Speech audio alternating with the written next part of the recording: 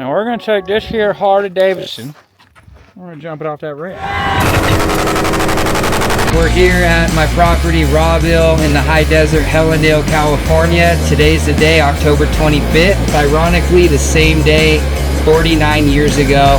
130 feet, which is what Evel Knievel did back in 1975. Evel Knievel was one of the most badass dudes on a bike because of the type of bike he was jumping. It wasn't the distances. To jump what he jumped is what made him so badass. On the type of ramps he sent him on too is insane. If I could build a jump that was smooth enough, that replicated a Knievel jump, and to do it on something similar to what he rode, I thought would just be the ultimate goal and something that would be a fun project for me.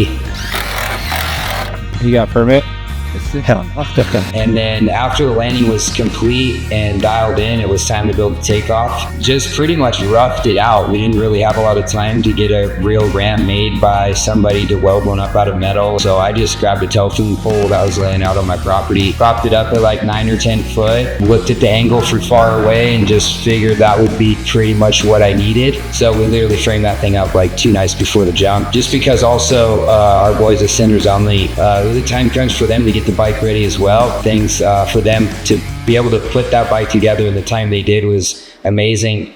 All right, we are in the middle of the desert, pulling up with the fresh Raha build right now. Yeah, dog. Look at that thing. Unfucking real. Yeah. Evel would be proud. It's funny because I don't know who's more stressed, the rider or this guy. I think I didn't need a ton more time than 2 days anyway, so I wasn't stressing. But yeah, I just kind of last second framed up that takeoff and started jumping it.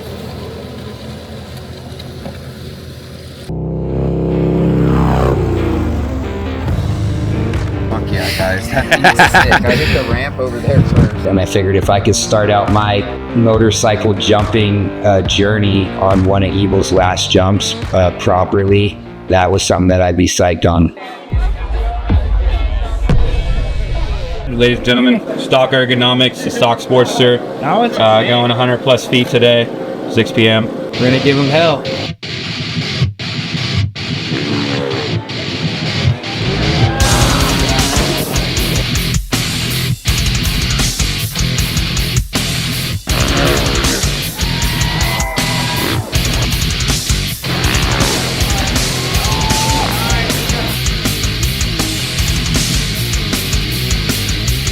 I can't wait to see how this goes. I gotta go 60 miles an hour at this ramp.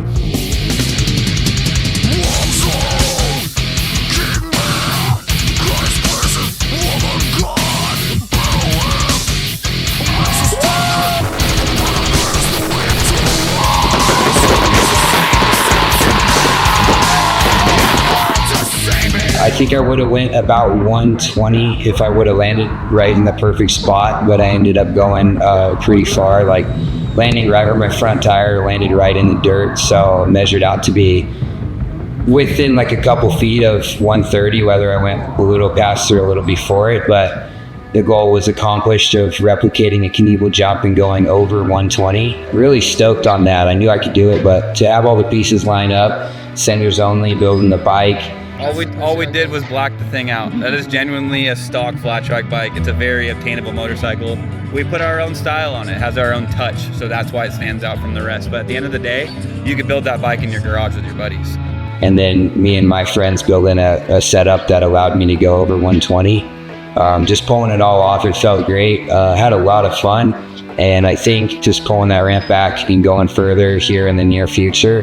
I plan to do another show out there around December 2024 and see how far I can go. And I'm telling you right now, there may be some words eaten, but as far as 150 feet, I'm calling it all day long. This bike's ready to go 150 feet. But do your research and go look at Evel Knievel's bike and tell me that thing's stock. Special thank you to Claybourne Co for lining me up with the crew at Cinders Only and really just making it happen. Yeah, with Cinders Only, building the perfect bike and just coming out and helping test and making sure that bike was solid. I didn't know what to expect, but that thing flew really well and handled really well. So I'm hyped to go forward and do more projects with these guys and see how far we can get this bike to go. It's a beautiful morning. Ah.